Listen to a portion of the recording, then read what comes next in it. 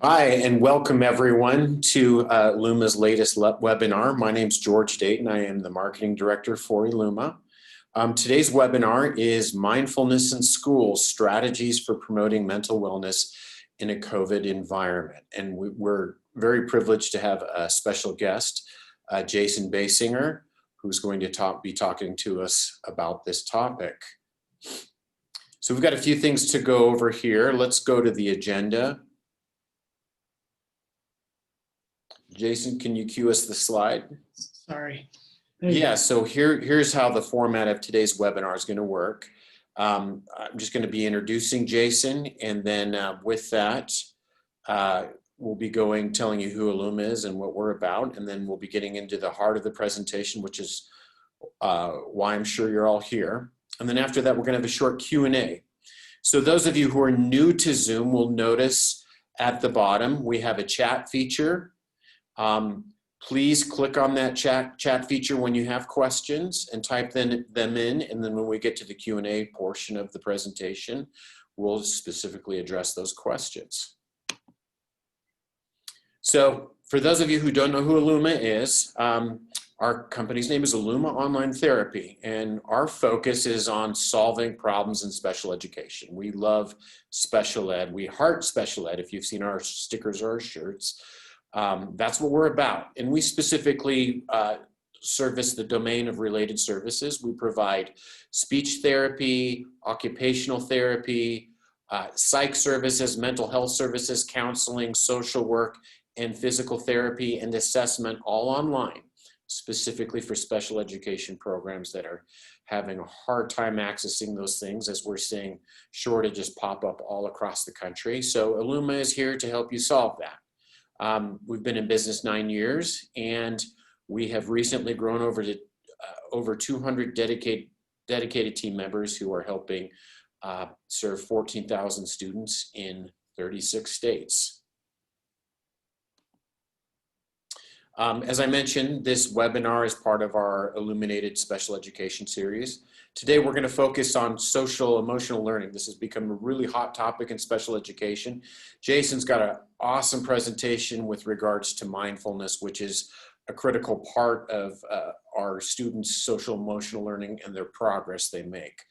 We're going to be recording this webinar and sending it out afterwards. So if any of you want that, please don't hesitate to reach out, and we will also have a copy of the slide deck. So without any further ado, this is Jason Basinger.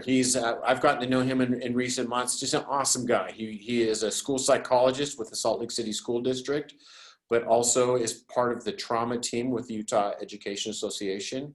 And he is also a member of NASP and on the board of trustees of the Utah Association of School Psychologists. So without any further ado, let's jump in. Ladies and gentlemen, Jason Basinger. Awesome. Thank you so much. Glad to be here. And yes, I'm very excited about today that I get to present on this topic, because certainly I think, social emotional learning has been a focus in special education for a while, but I think more recent, especially with everything with COVID-19, there's a renewed focus on this. So I think this is a very timely topic, and just want to help everyone focus on mindfulness in schools, because this is certainly a thing that helps when it comes to behavior concerns and as well as learning. So I call COVID-19 the elephant in the room. It's the thing that we're all thinking about. We're all, even if we're not talking about it, we want to talk about it. And, when it comes to mindfulness, we have to talk about it because it relates to a lot of social and behavioral concerns. The emotional effects of COVID-19, this is a list that, of just some of the emotional effects of COVID-19. But for myself in schools, I have seen students act out more. You see a lot more anxiety. And, there's going to be a lot of things affecting students, but also not just students, also parents and teachers, administrators. There is going to be a lot of emotional effects of quarantining ourselves and having less social interaction and having a lot of anxiety about getting sick. So there are emotional effects of COVID-19 we have to address. This is a list of some of them, not all of them, but I think this is a great place to start. So why do we talk about this? When we talk about fear, anxiety, that's in some ways we don't have control over a lot of things, but it's our response that matters. It matters how we respond. Now, I'm going to share a quote with you. This is from the Rich Roll podcast, and I'm a fan of the podcast if you haven't heard it. But this was back in March that he, on the podcast, presented a quote that I think fits right with mindfulness and how we need to be mindful of our response when we are feeling fear or anxiety. So he says, I think it's important to acknowledge the reality of what we are currently facing, and that emotion like fear and anxiety and uncertainty are normal human responses. But I also think it's equally important to not allow these feelings to overwhelm us or to commandeer our emotional state, because there's very little that we can control about what's happening. But what we do have is agency over how we decide to use this time, what we decide to consume, the thoughts that we entertain, and the behaviors we indulge in, and the choices that we make about how to respond, not react, but respond to that which we can't control. So again, I share this with you. The moment I heard it, I really just thought, this is perfect. This is exactly what we're talking about with mindfulness, is that there's going to be things in your life that you don't have control over. And we need to develop a resilience that we can respond to it in a positive way, and mindfulness helps us do that. And we need to start with ourselves before we can help children, because we need to be able to teach them, and we have to ourselves be able to develop that resilience. Now, when it comes to mindfulness, I'm going to talk about what are we actually talking about? What is this? So mindfulness is talking about being in the present moment. It's having awareness of the present moment and how you're feeling, what emotions you're going through, but also what around you is affecting you. And when that happens, it's part of mindfulness is calmly acknowledging and accepting feelings, our thoughts and our sensations. We need to be able to connect in that moment, but also accept those feelings in that moment. Because again, if we're going to talk about anxiety, fear, these uncomfortable emotions, there are going to be situations where we might blame ourselves for those emotions. We might feel like, I shouldn't be experiencing this, I'm doing something wrong because I'm experiencing this. But part of mindfulness is learning to accept those and not worry about that, having less judgment on ourselves. We all know we could be our own worst critics, and this is just helping us to be less so. So I do want to have a 1-minute mindfulness activity. I invite you to make sure that you are in a relaxing place where, if you can, just close your eyes for a second and just be able to focus on your breath. When was the last time that you just focused on breathing, that you didn't do anything else? And really, I think most of the time we don't do that. We don't focus on that. And so in this moment, I'm going to put on some music that will help. And we're going to be able to focus on breathing for just a little bit. So I'm going to go ahead and turn on some music for 1 minute that we will take a look at.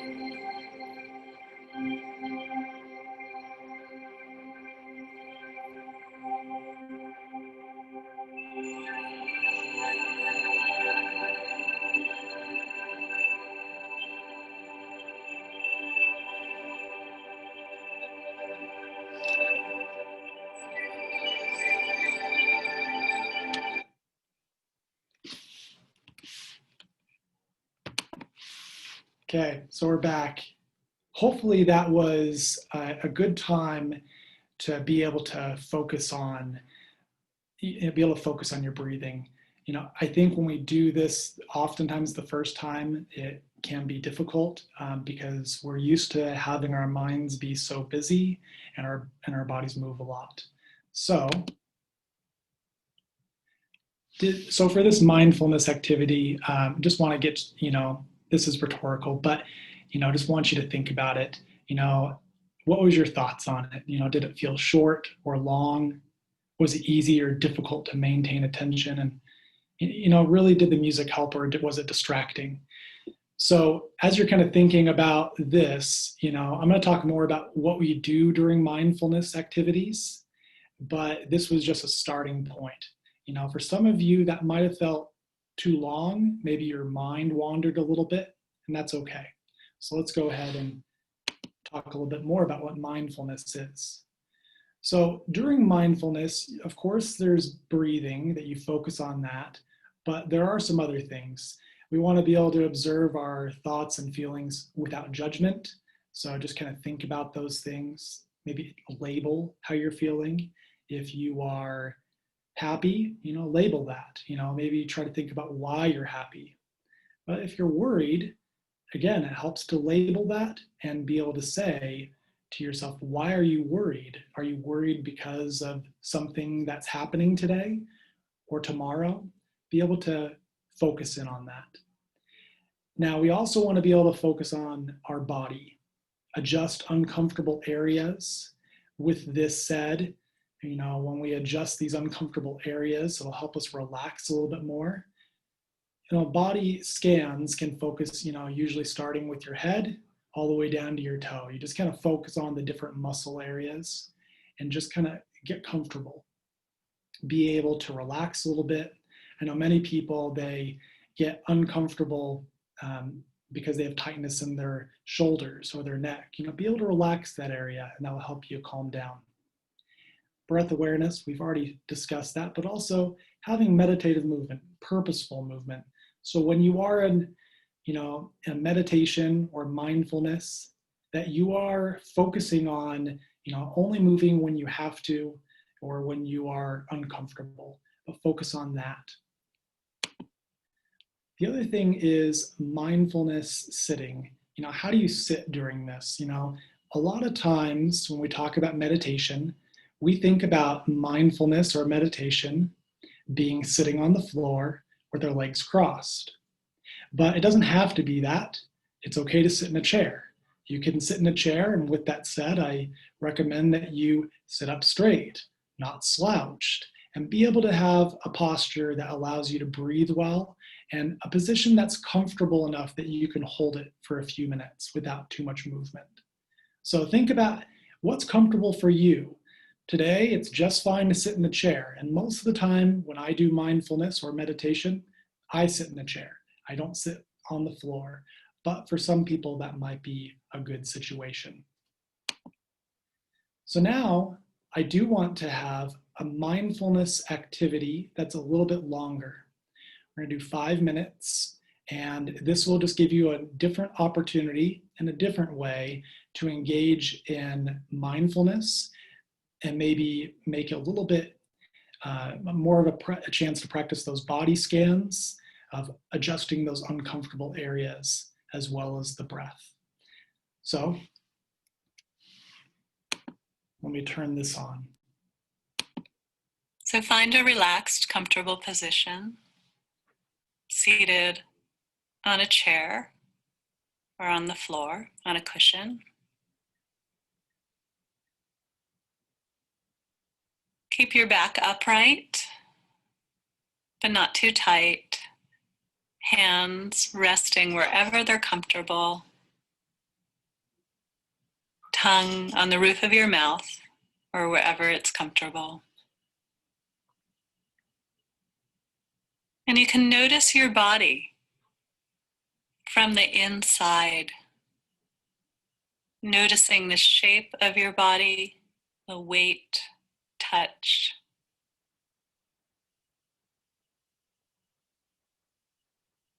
And let yourself relax and become curious about your body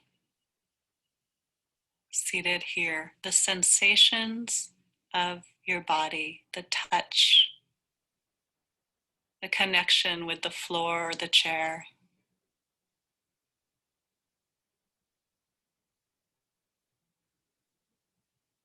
Relax any areas of tightness or tension. Just breathe, soften.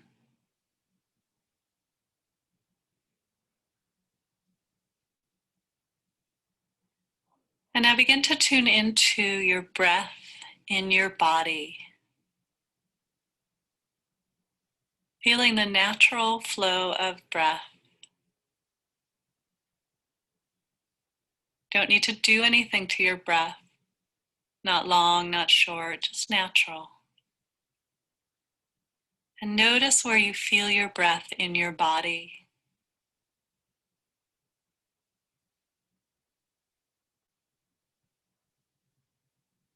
It might be in your abdomen.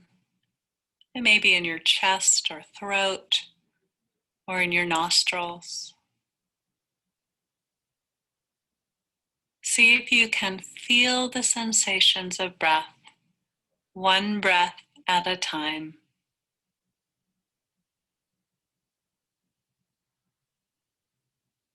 When one breath ends, the next breath begins.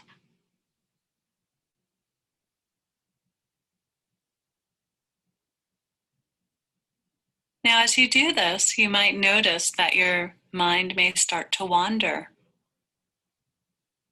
You might start thinking about other things. If this happens, this is not a problem.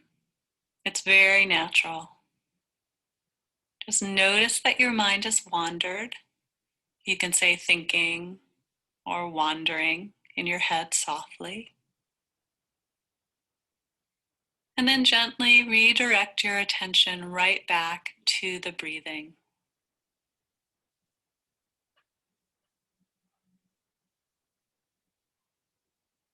So we'll stay with this for some time in silence, just a short time. Noticing our breath, from time to time getting lost in thought and returning to our breath. See if you can be really kind to yourself in the process.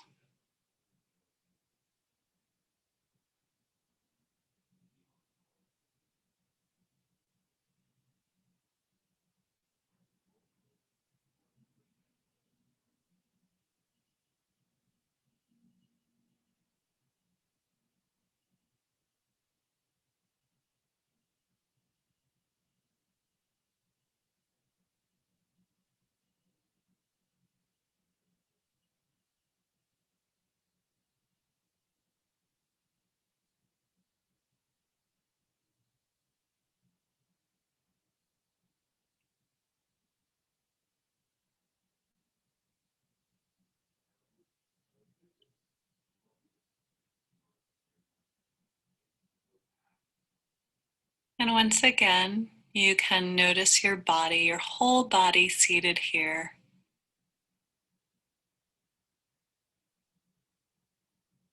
Let yourself relax even more deeply. And then offer yourself some appreciation for doing this practice today.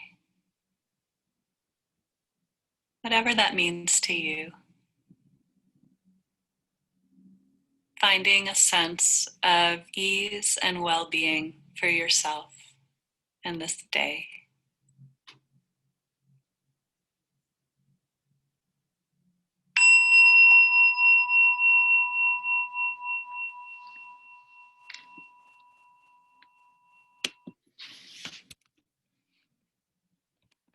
Okay. So for that, hopefully that was a great opportunity for everyone to engage in some mindfulness and some meditation. Again, that was just 5 minutes. It doesn't have to be long or a big part of your day to be able to kind of reset your mood and be able to focus your attention. And this is a really good way to kind of recenter yourself. So I do want to talk about some recent research on mindfulness, because when it comes to mindfulness, there is just a lot of support for it. And I think you should know about some more recent studies about it. Now, one, I just want to point this out. This was a study where they looked at teachers, and teachers who received mindfulness training, they had improved emotional regulation skills and also lower levels of stress. They took two groups of teachers. One group of teachers was a control group, and another group of teachers received mindfulness training. And both, when they compared both, the teachers that had been doing mindfulness on a daily basis, they had better emotional regulation and stress. And when they also observed in their instruction, they showed improvements in that. So it not only helped them in their personal life, but also in their career. Now, getting more on a focus of students, I want to also let you know about some research. They showed that, for students, children and adolescents, they found that mindfulness can act as a buffer against suicidal risk factors. So we kind of talk about how early adolescence as being a prime time when there's a lot of risk factors for suicide. Mindfulness can help. So teaching mindfulness in elementary and middle school and even high school can be great. They also found, in a different study, that mindfulness can increase our what they called zest for life, or our enjoyment in life. And what they showed that also lowered suicidal risk factors. Now, decreasing emotional concerns, there was a study a few years ago where there was a school administered mindfulness-based cognitive intervention for elementary students. And when they provided those students mindfulness, what they saw is there was a lot of improvement in internalizing problems, which included anxiety as well as other factors. But they saw that there was a significantly lower, these areas were significantly lower after they received mindfulness for a period of time.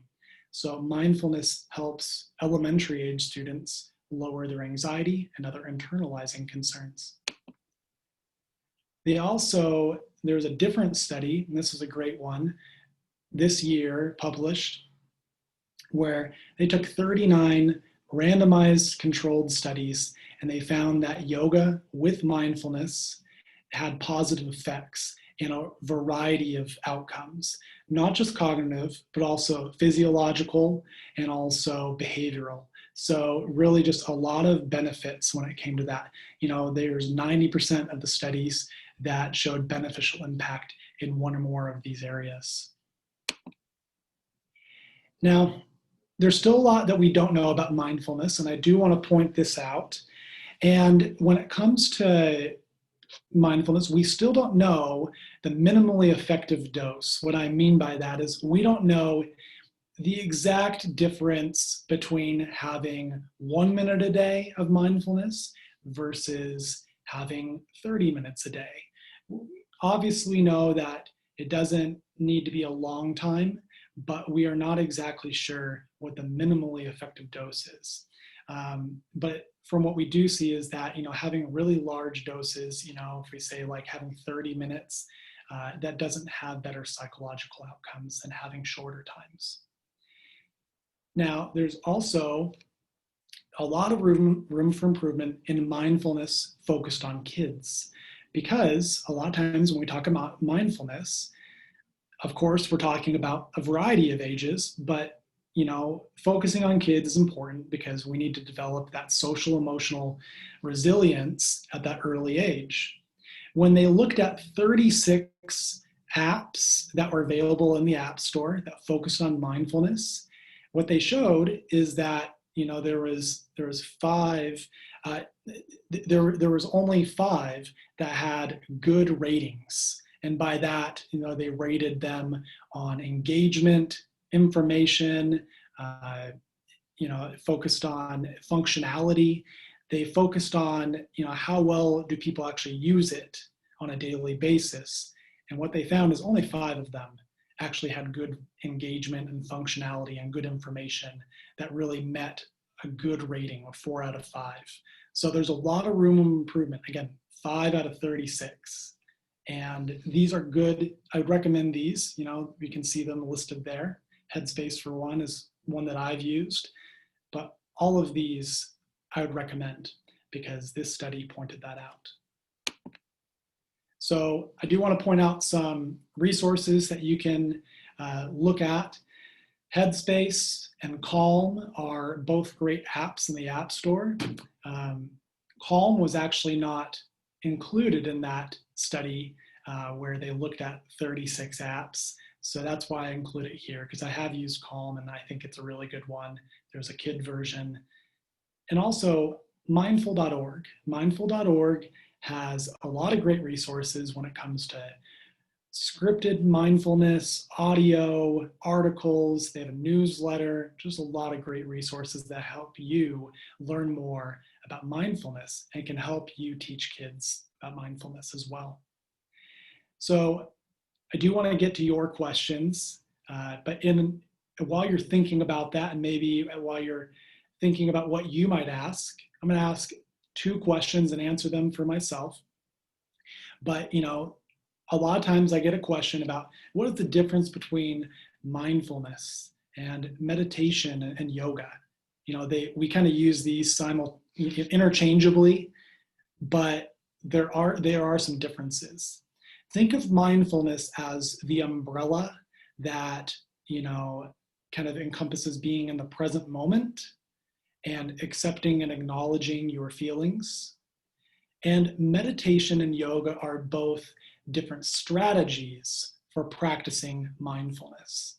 So whether you are meditating, sitting still, or doing yoga with some focus on your feelings, both of those are ways to practice mindfulness. So there's not just one way to practice mindfulness, being in the present moment. And what should you do if you're limited on time for meditation? This is something, again, I just want to say, there is no real understanding about having more on a daily basis of meditation really is better than having short amounts of time of meditation. So what I would recommend is that if you don't have a lot of time, focus on just making it daily practice. If you only have 1 minute, call it your mindful minute and set aside 1 minute a day for a week and get yourself into the practice of having a daily routine where meditation or mindfulness is part of it. You can, of course, increase that time if you have more time, but I would be less focused on how much time than that you are doing it on a daily practice. So those are some good questions that I have gotten before, but I do want to now bring it back to you and be able to answer questions that you might have. So at this time, I'll go and answer questions for question and answer session. So let me go ahead and. Hi, Jason. I'm just accessing some of the questions that we're getting.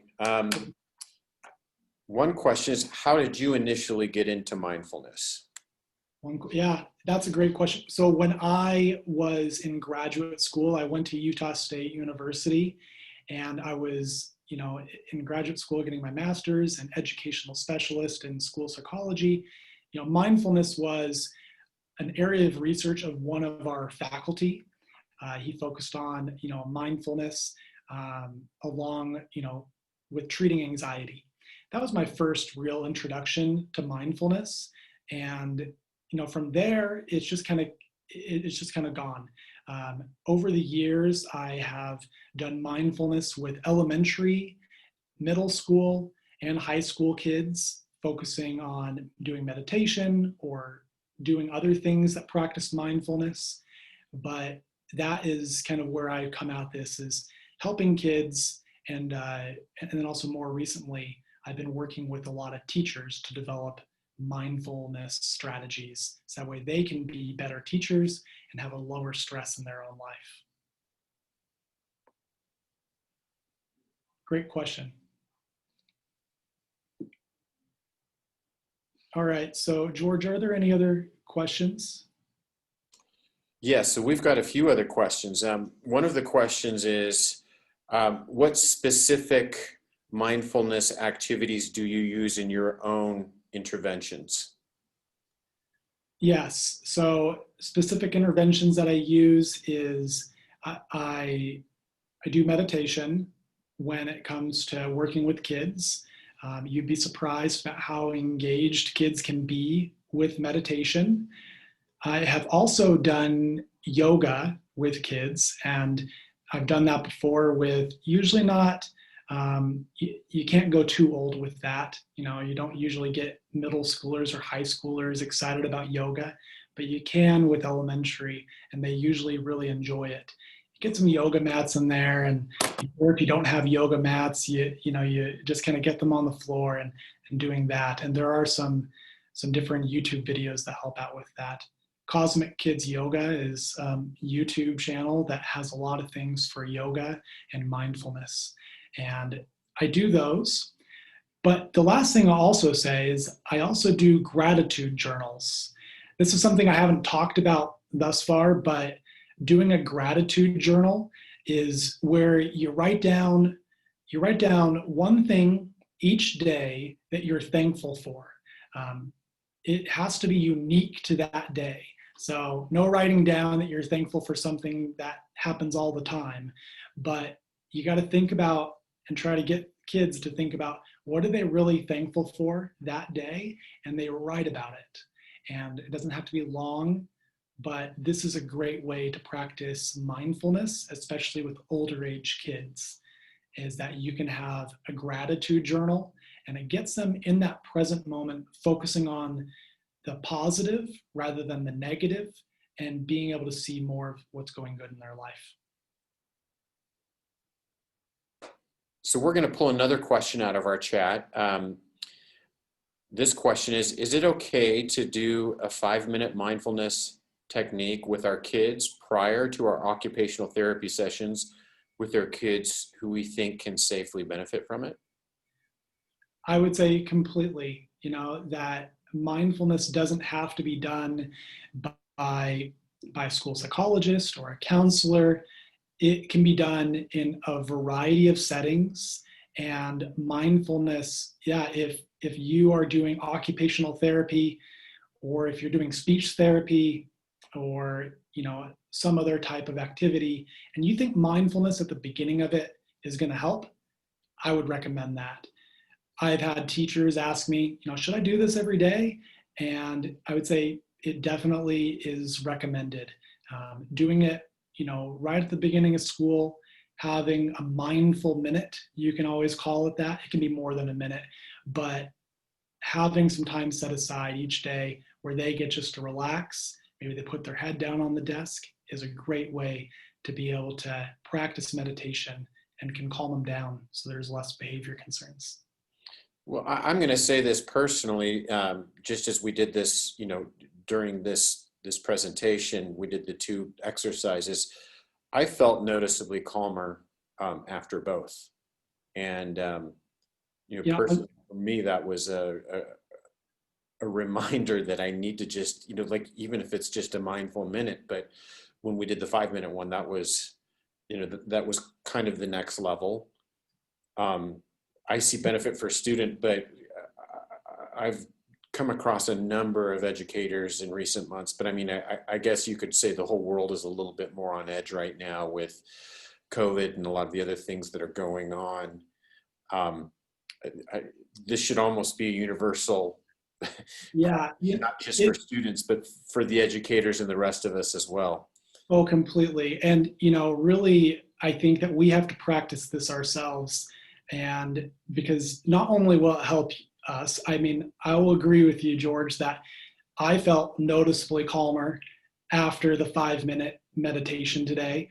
And, it's even if you've been doing it, it's a really good way to kind of get back in that.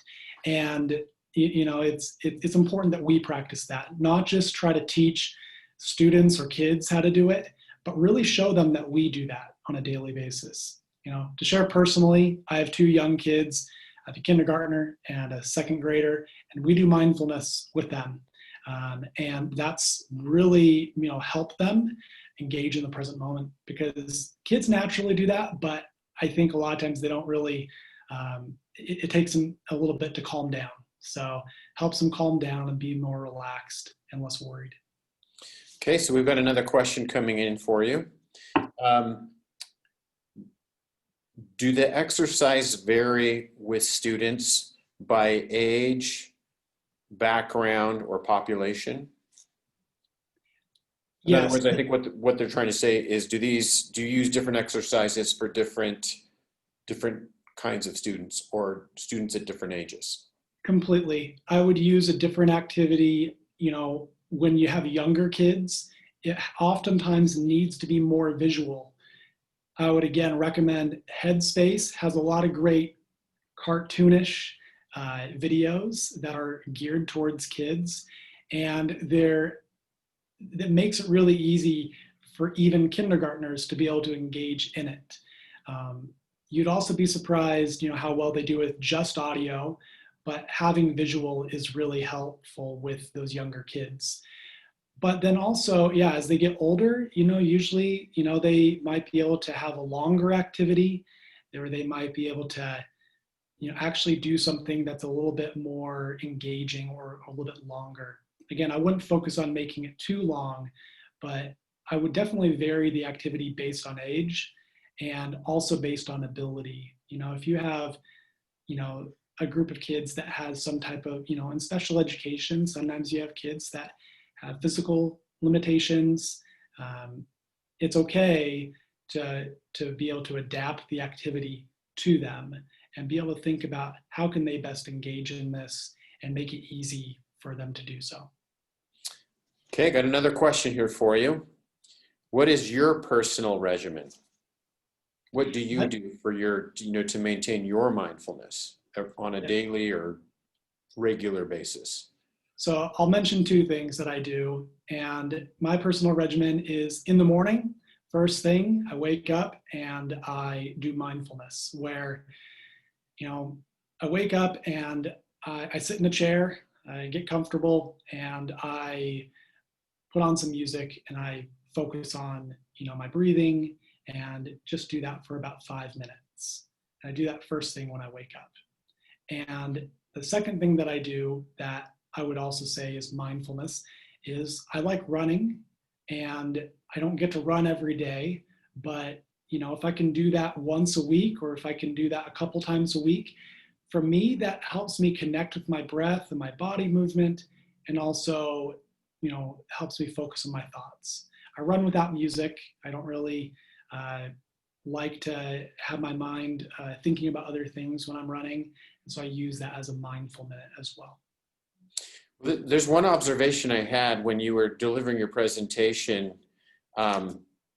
Certainly we have the dashboard in front of us and we can kind of see the data of who's watching and how many people and all of this kind of stuff. And when you went into the 5-minute exercise, I was a little bit nervous that, a lot of the people that tend to watch these webinars, they're busy, they're educators, they're clinicians, they're administrators, they've got a lot going on. And I thought, okay, we might lose a few people here. I believe we lost one person during that whole exercise. And, I just want to reiterate when I participated in the exercises you had, I thought it was really, really helpful, and it helped calm me down. And so I'm really hoping that it had the same effect on the people that are watching this.